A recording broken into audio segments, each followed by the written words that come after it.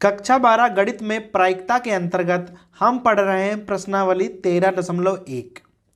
पिछले 2 वीडियो से हम यह प्रश्नावली हल कर रहे हैं। इस वीडियो की शुरुआत करेंगे हम प्रश्न नंबर 11 से। अब 11 में क्या कह रहा है कि एक न्याय पासे को उछाला गया है, 3 प्रकार की घटनाओं को नोट किया गया है ई, एफ और जी, और हमें निम्नलिखित के मान निकालने हैं। अब यहाँ पर 3 खंड हैं और हमें इन सब के मान निकालने हैं ई, एफ और जी की सहायता से। अब सबसे पहला खंड है, हमें मान निकालना है पी ई अपॉन एफ और पी एफ अपॉन ई। अब भाई अगर हमें मान निकालना पड़ेगा पी ई अपॉन एफ का, तो सूत्र होता है P E intersection F upon P F. अर्थात हमें सबसे पहले ई इंटरसेक्शन एफ का मान पता होना चाहिए। तो यहाँ पे क्या करेंगे, हम ई इंटरसेक्शन एफ ज्ञात कर लेंगे। अर्थात ई और एफ में कॉमन क्या है। अब यहाँ है 1 3 5 और यहाँ है 2 3, अर्थात जो संख्या 3 है वह कॉमन है। तो पी ई इंटरसेक्शन एफ क्या हो जाएगा। अब एक संख्या है और कुल मिलाकर घटनाएं होंगी 6, जो कि भाई एक पासे को उछाला गया है। और यहाँ से आप पी एफ का मान निकाल लीजिए। पी एफ के अंदर 2 घटनाएं हैं और कुल मिलाकर घटनाएं हैं 6, तो दोनों के मान ज्ञात हो गए। अब भाई इनके मान इधर रख दीजिए, 1/6 और पी एफ का मान है 2/6। अब 6 और 6 कैंसिल हो जाएगा, पी ई अपॉन एफ का मान आ जाएगा 1/2। अब अगर यहीं पर हम पी ई का मान ज्ञात कर लें, प्रोबेबिलिटी ऑफ ई। अब ध्यान दीजिए ई में भाई 3 संख्याएं लिखी हुई हैं, तो इसकी प्रोबेबिलिटी हो जाएगी 3/6। अब हमने पी ई क्यों निकाला हुआ है, क्योंकि भाई हमें मान निकालना है पी एफ अपॉन ई का। तो सूत्र बन जाएगा ई intersection F upon P E. जो चीज़ नीचे रहती है वह नीचे रहती है और ऊपर रहता है दोनों का इंटरसेक्शन, जो कि भाई सेम रहेगा। वहाँ आया था 1/6 और यहाँ आया है 3/6, काटेंगे तो आ जाएगा 1/3। अब यहाँ दूसरे खंड में हमें मान निकालना है पी ई अपॉन जी और पी जी अपॉन ई का। चूँकि यहाँ ई और जी में निकालना है, तो सबसे पहले क्या करेंगे, ई और जी का ना इंटरसेक्शन ज्ञात कर लेंगे, ई इंटरसेक्शन जी। अब भाई ई और जी में क्या कॉमन है देख लीजिए। अब यहाँ 3 है, यहाँ 3 है, 5 है, 5 है, अर्थात 3, 5 जो है वह कॉमन है। सो यहाँ से इसकी प्रोबेबिलिटी आप चाहो तो निकाल लो, ई इंटरसेक्शन जी। अब यहाँ 2 घटनाएं हैं और कुल मिला घटनाएं हैं 6, तो प्रोबेबिलिटी आ जाएगी 2/6। अब यहाँ से निकाल लो पीई। पीई हमने ऊपर ही निकाली थी 3/6, और यहाँ से निकाल लो पीजी। अब जी में 4 घटनाएं हैं, तो पीजी हो जाएगा 4/6। अब हम सबसे पहले इसका मान ज्ञात करेंगे, पी ई अपॉन जी। भाई सूत्र क्या बन जाएगा, P E intersection G upon P G. अब ई इंटरसेक्शन जी कितना है 2/6 और पी जी है 4/6। भाई यहाँ सरल कर दोगे तो आंसर आ जाएगा 1/2। अब दूसरा मान निकालना है पी जी अपॉन ई का। ऊपर वाला तो सेम रहता है, ई इंटरसेक्शन जी, बस भाई नीचे वाला बदल जाएगा, आ जाएगा यहाँ पी ई। अब यहाँ हो जाएगा 2/6 और यहाँ आ जाएगा 3/6। तो भाई हमारा आंसर हो जाएगा 1/3। अब यहाँ तीसरा पार्ट है। भाई तीसरे पार्ट में हमें 2 मान निकालने हैं, P E union F upon G और यहाँ है P E intersection F upon G. भाई नियम क्या होता है, जिसका मान निकालना होता है हमें सबसे पहले उसका इंटरसेक्शन निकालना होता है। अर्थात ई यूनियन एफ इंटरसेक्शन हमें जी ज्ञात करना पड़ेगा, इन दोनों का इंटरसेक्शन। तो सबसे पहले हम ई यूनियन एफ निकालेंगे। अब ई और एफ में यूनियन निकालेंगे तो आ जाएगा 1 2 3 5। इंटरसेक्शन जी को भाई वैसे लिख दो 2 3 4 5। अब क्या आ जाएगा इंटरसेक्शन में, 2 3 यहाँ भी है और 2 3 यहाँ भी है और भाई 5 भी कॉमन है, 2 3 5, अर्थात 3 चीज़ें कॉमन हो गई। So probability of E union F intersection G क्या हो जाएगा भाई, 3/6, क्योंकि यहाँ 3 संख्याएं हैं और कुल मिलाकर घटनाएं हैं 6। अब हम इसका मान ज्ञात कर सकते हैं, P E union F upon G का मान क्या हो जाएगा, P E union F intersection G, भाई दोनों का इंटरसेक्शन और जो नीचे है वह नीचे रहेगा पी जी। अब इसका मान है 3/6 और भाई पी जी का मान आया था 4/6, हमने पिछले वाले खंड में निकाला था, यहाँ से काटोगे तो आंसर आ जाएगा 3/4। अब हमें मान ज्ञात करना है P E intersection F upon G का, अर्थात हमें सबसे पहले इसका और इसका इंटरसेक्शन ज्ञात करना पड़ेगा। अर्थात सबसे पहले ई और एफ में क्या कॉमन है और उसका जी में क्या कॉमन होगा। अब यहाँ ध्यान दीजिए कि ई और एफ में क्या कॉमन है, कॉमन है केवल 3, तो यहाँ लिख सकते हो ई इंटरसेक्शन एफ में केवल 3 आएगा। और फिर जी में क्या कॉमन मिलेगा, जी में भी 3 कॉमन है, अर्थात ई इंटरसेक्शन एफ इंटरसेक्शन जी क्या हो जाएगा 3, क्योंकि भाई 3 यहाँ भी है और 3 जी में भी है। अब संख्या 1 है तो इसकी प्रोबेबिलिटी क्या हो जाएगी 1/6। अब हमें मान ज्ञात करना है P E intersection F upon G का, तो भाई सूत्र क्या बन जाएगा, P E intersection F intersection G upon P G. अब भाई इसका मान तो आ जाएगा 1/6 और पी जी का मान कितना है, पी जी का मान है 4/6, यहाँ सरल करोगे तो आंसर आ जाएगा 1/4। अब प्रश्न नंबर 12 है, कह रहा है यदि मान लें कि जन्म लेने वाले बच्चे का लड़का या लड़की होना संभाव्य है। अब भाई जन्म लेगा तो बच्चा लड़का या लड़की होगा ऐसा बताया गया है।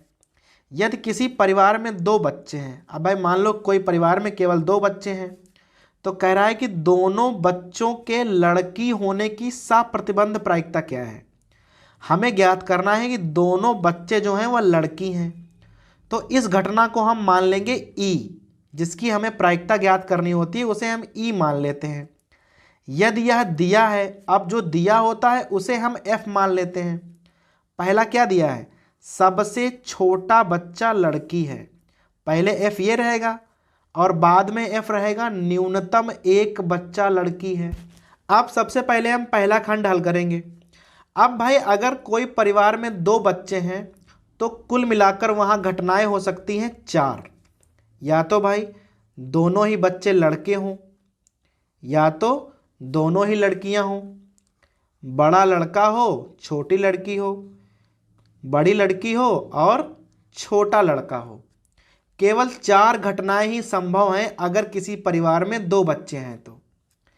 अब ई में क्या कह रहा है देखते हैं, कह रहा है दोनों बच्चे लड़की हैं, अर्थात यह वाली घटना कह रहा है, तो जी जी आ गया, अर्थात केवल एक घटना है। और एफ में क्या कह रहा है, सबसे छोटा बच्चा लड़की है। अब सबसे छोटा बच्चा लड़की है तो यहाँ पर 2 घटनाएं हो सकती हैं कि भाई शायद दोनों ही लड़कियां हों, तो छोटी वाली तो लड़की हो ही जाएगी, या तो बड़ा लड़का हो और छोटी लड़की हो। यहाँ पर 2 घटनाएं बन सकती हैं, सबसे छोटा बच्चा लड़की में या तो दोनों लड़की हों या पहले लड़का हो और बाद में लड़की हो। अब हमें यहाँ निकालना है ई इंटरसेक्शन एफ, दोनों में कॉमन क्या है, कॉमन है कि दोनों ही लड़की हों। अब यहाँ निकाल लो आप पी ई इंटरसेक्शन एफ, एक घटना है और कुल मिलाकर 4 घटनाएं संभव हैं। फिर भाई निकाल लो पी एफ, पी एफ में 2 घटनाएं हैं और कुल मिलाकर 4 घटनाएं संभव हैं। और लास्ट में हमें निकालना क्या है, ई अपॉन एफ। भाई सूत्र क्या होता है, P E intersection F upon PF। इसका मान है 1/4 और इसका मान है 2/4। हल करोगे तो यहाँ आ जाएगा 1/2। अब आते हैं हम दूसरे खंड पे। अब भाई ई वाली घटना तो सेम रहेगी, कुल मिलाकर यहाँ 4 ही घटनाएं रहेंगी। अब ई में क्या लिखना है? ई में लिखना है कि दोनों ही बच्चे लड़की हैं, तो ई तो वही रहेगा। भाई एफ इस बार बदल गया है, कह रहा है न्यूनतम एक बच्चा लड़की है। इसका मतलब है कम से कम एक लड़की तो होनी ही चाहिए। अब कम से कम एक का मतलब है या तो एक हो या दोनों हो। तो यहाँ कौन कौन सी घटनाएं पड़ेंगी? ये भी हो सकती है, ये भी हो सकती है, ये भी हो सकती है। भाई जहाँ पर एक लड़की भी है वह घटना हम लिख लेंगे GG BG और यहाँ GB। इस बार F में 3 घटनाएं संभव हैं। E इंटरसेक्शन F क्या हो जाएगा? GG। अब हमें काहे का मान निकालना है? सबसे पहले हमें निकालना है P E इंटरसेक्शन F। अब भाई एक घटना कॉमन है तो 1/4। फिर निकालना है PF। अब F में 3 घटनाएं हैं तो यहाँ हो जाएगा 3/4। अब मान निकालना है लास्ट में PE अपॉन F। सूत्र होता है PE intersection F upon PF। अब इसका मान है 1/4 और इसका मान है 3/4। अब भाई यहाँ हल कर दोगे तो आंसर आ जाएगा 1/3। अब प्रश्न नंबर 13 कह रहा है कि एक प्रशिक्षक के पास 300 सत्य असत्य प्रकार के आसान प्रश्न हैं, 200 सत्य असत्य प्रकार के कठिन प्रश्न हैं, 500 बहुविकल्पी प्रकार के आसान प्रश्न हैं और 400 बहुविकल्पी प्रकार के कठिन प्रश्न होंगे। यदि प्रश्नों के संग्रह से एक प्रश्न यादृच्छा रैंडमली, भाई आप प्रश्न चुन लो, तो कह रहा है कि आसान प्रश्न की बहुविकल्पी होने की प्रायिकता क्या होगी। अब भाई हमें लाना क्या है कि प्रश्न बहुविकल्पी है और वह आसान भी होगा, इसकी हमें प्रायिकता ज्ञात करनी है। अर्थात यह वाला ज्ञात है और हमें इसकी प्रायिकता निकालनी है। जो ज्ञात होता है उसे हम F मानते हैं और जो हमें निकालना होता है उसे मानते हैं E। अब हमने भाई चारों प्रकार के प्रश्नों को लिख रखा है। सबसे पहले हम E लिखेंगे। E में क्या आएगा? E में आएगा भाई आसान प्रश्न, चूंकि हमें यही ज्ञात करना है। तो E में हो गया आसान प्रश्न और F में क्या हो गया? बहुविकल्पी प्रश्न। और अगर हम इन दोनों का इंटरसेक्शन लिख दें तो भाई इसका मतलब क्या होगा? जो आसान भी हो और बहुविकल्पी भी हो। अब भाई संख्याएं नोट कर लेंगे। अब ई में कुल कितने प्रश्न आएंगे? जो आसान होंगे। अब आसान यहां भी लिखे हैं और आसान यहां भी लिखे हैं। भाई यहां 300 हैं और यहां 500 हैं, अर्थात कुल मिलाकर 800 आसान प्रश्न हैं। बहुविकल्पी 500 ये हैं और 400 ये हैं, अर्थात कुल मिलाकर 900 बहुविकल्पी हैं। अब भाई ध्यान रखिए कि सभी अगर आप प्रश्नों को जोड़ दोगे तो कुल मिलाकर 1400 कुल प्रश्न हैं।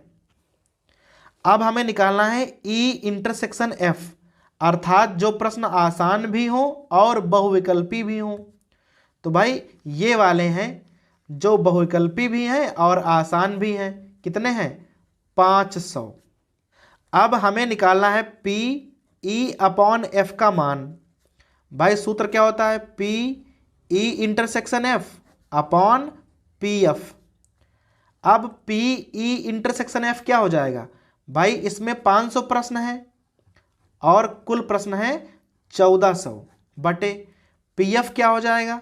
भाई PF में कह रहा है कि 900 प्रश्न हैं और कुल मिलाकर 1400 प्रश्न हैं।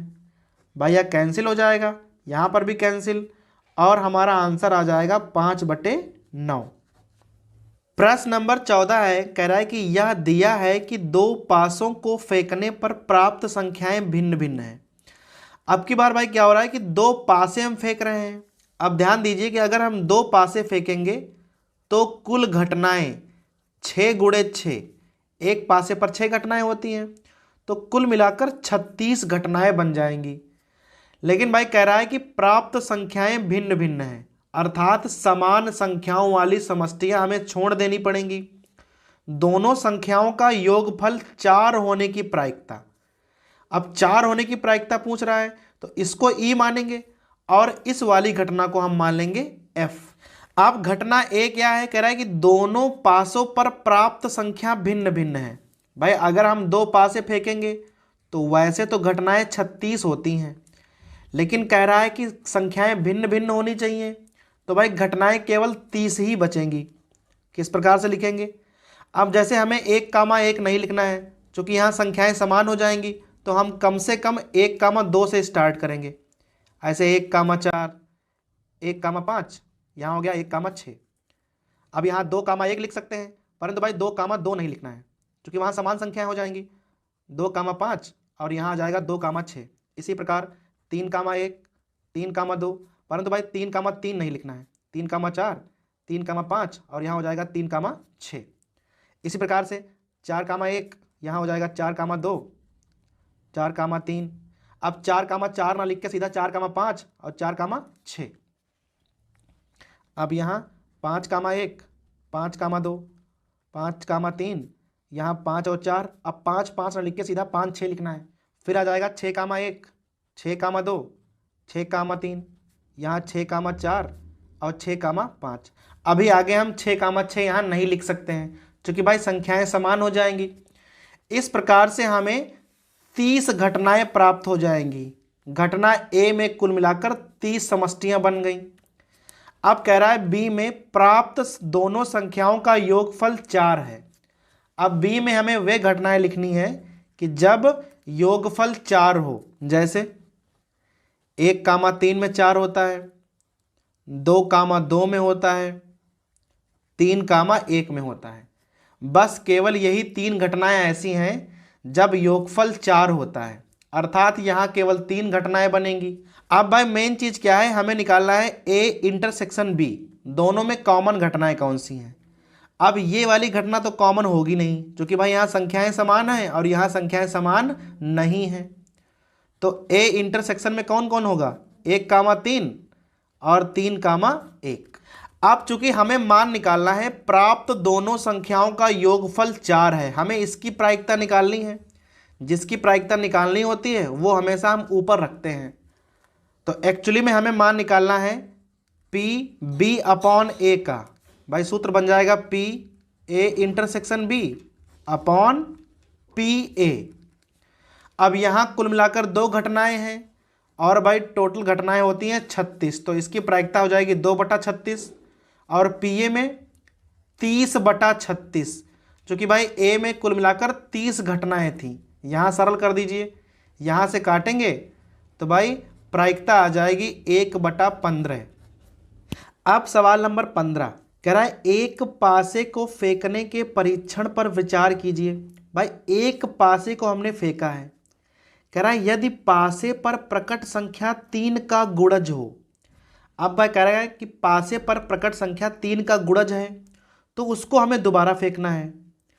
अगर कोई अन्य संख्या प्रकट होती है तो एक सिक्के को उछालना है। अब भाई इस पूरी प्रक्रिया को समझेंगे। हमारे पास कोई एक डाइस है, क्या करना है, हमें उसे उछालना है।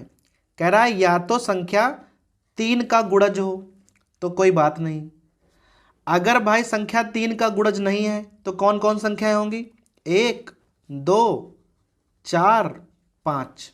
अगर संख्या 3 का गुणज है तो क्या करना है, हमें पासे को दोबारा उछालना है। अब जब दोबारा उछालेंगे तो भाई उस पर कोई भी संख्या आ सकती है, 1 2 3 4 5 6 में से। ये कब करना है, जब संख्या 3 और 6 आएगी तब, अर्थात 3 का गुणज आएगी तब। अगर संख्या 3 का गुणज नहीं है, बाकी कोई संख्या आती है 1 2 4 और 5, तब हमें एक सिक्का उछालना है। अब ध्यान रखना है कि सिक्के पर केवल 2 ही घटनाएं होती हैं, या तो हेड आएगा या टेल आएगा। अब इसके हम टोटल सैंपल स्पेस लिख सकते हैं। किस प्रकार से, अगर संख्या 3 का गुणज है, मान लो भाई पहले 3 आया तो हमने एक पासा और उछाला और दूसरे वाले पासे पर 6 संख्याएं आ सकती हैं इस प्रकार से 3 4, 3 5, 3 6। मान लीजिए भाई वहाँ 6 आया हो तो 6 1, 6 2, 6 3, 6 4, 6 5 और 6, 6। ये 12 घटनाएं तब बनेंगी जब पासे पर 3 का गुणज आया हो और हमने वो पासा पुनः उछाला है। अगर 3 का गुणज नहीं आया है तो हमने साथ में एक सिक्का उछाला है। अब भाई मान लो कि पासे पर 1 आया होगा तो सिक्का उछालेंगे तो भाई शायद 1 के साथ H आ जाए या T आ जाए। अब 2 के साथ भी H आए या T आ जाए। इसी प्रकार 4 के साथ में H आए या T आ जाए, या 5 के साथ में H आए या T आ जाए। कुल मिलाकर भाई इतनी घटनाएं संभव हैं इस पूरे प्रक्रम में। अब हमें निकालना क्या है, कह रहा है कि न्यूनतम एक पासे पर संख्या 3 प्रकट होना दिया है। जो दिया होता है उसे हम F मान लेते हैं। F में क्या है कि न्यूनतम एक पासे पर 3 होना ही चाहिए, ये F हो गया। और E में क्या है, सिक्के पर पट प्रकट होता है। अब भाई सबसे पहले हम E लिखेंगे। E में कह रहा है कि सिक्के पर पट आता है। अब इन सभी घटनाओं में आप वो घटनाएं छांट लीजिए जहां पर टेल आया हो। 1 2 3 4, केवल 4 घटनाएं हैं। 1T, 2T, 4T और 5T। कुल मिलाकर E में हमारे पास 4 घटनाएं संभव हैं। अब आ जाओ F में। F में कह रहा है कि न्यूनतम एक पासे पर 3 हो। अब यहाँ जहाँ जहाँ आपको 3 दिख रहे हों वो सब घटनाएं F में आप लिख सकते हो जाएगा 3, 1, 3, 2, 3, 3, 3, 4, 3, 5 और यहाँ 3, 6। अब उसके अलावा एक ये मिल गई 6, 3। अब इसके अलावा और कहीं पर 3 तो है नहीं, बस। अब हमारा E और F प्राप्त हो गया है। अब यहाँ ध्यान दीजिए कि E और F में क्या कोई चीज़ कॉमन है? कोई चीज़ कॉमन नहीं है। चूँकि भाई E इंटरसेक्शन F में कोई भी घटना नहीं है, फाई आ गया, तो इसकी प्रोबेबिलिटी 0 हो जाएगी। सो हमें निकालना क्या था, PE/F, उसका भी मान 0 हो जाएगा।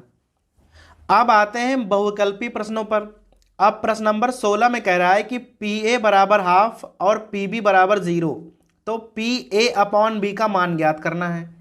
अब PA/B का सूत्र क्या होता है, PA इंटरसेक्शन B, अपॉन में होता है PB।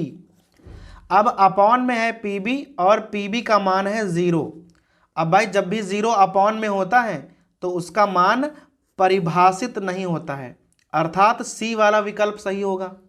17वें कह रहा है कि यदि A और B दो घटनाएं इस प्रकार हों कि PA/B बराबर PB/A, अब चाहे A/B लिखो चाहे B/A लिखो, दोनों ही बराबर हैं, तो कौन सा विकल्प सही होगा। अब ये सूत्र लिखा है हमने A/B के लिए। अगर आप B/A का सूत्र लिखोगे तो क्या हो जाएगा, ऊपर वाली संख्या सेम होती है A इंटरसेक्शन B, यहाँ नीचे PA और हो जाएगा। दोनों सूत्रों में क्या अंतर है, ऊपर वाली संख्या सेम है, नीचे वाली संख्याएं अलग अलग हैं। अगर ये संख्याएं बराबर हैं तो उसका मतलब भाई नीचे वाली संख्याएं बराबर होनी चाहिए, क्योंकि ऊपर तो पहले से बराबर है। अर्थात अगर PA बराबर PB है तो ये पूरी संख्याएं बराबर हो जाएंगी।